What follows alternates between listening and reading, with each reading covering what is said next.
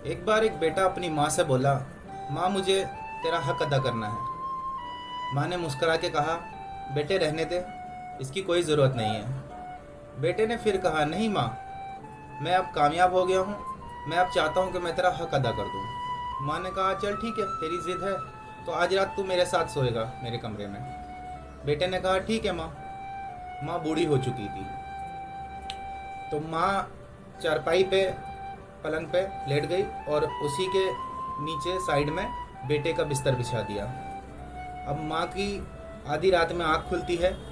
माँ कहती है, बेटा मुझे पानी चाहिए, प्यास लगी है। बेटा सो रहा होता है। माँ फिर थोड़ा सा तेज़ आवाज़ में बोलती है, बेटा मुझे प्यास लगी है। बेटे की आँख खुल जाती है।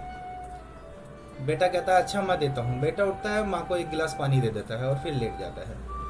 माँ आधा गिलास पानी पीती है और कांपते हाथों से आधा गिलास बेटे को आवाज़ लगाती है, बेटे मैं गिलास रख दूँ। बेटा सो जाता है और माँ के हाथ से गिलास गिर जाता है और उस बेटे का आधा बिस्तर गीला हो जाता है। बेटा कहता है, माँ ये क्या किया तूने, मेरा बिस्तर ही गीला कर दिया।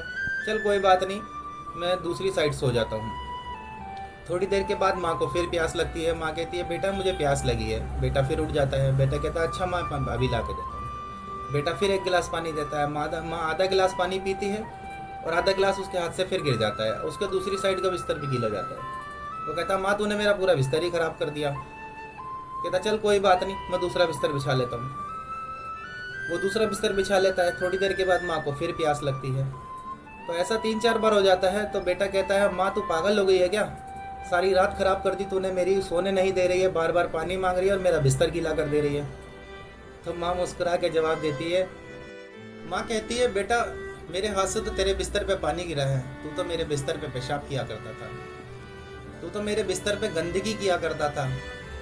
तू एक रात में परेशान हो गया, मैंने सालों तेरी गंदगी अपने बिस्तर पे करवाई है। इसीलिए मैं तुझसे कह रही थी कि बेटा रहने दे, तुझसे नहीं हो पाएगा।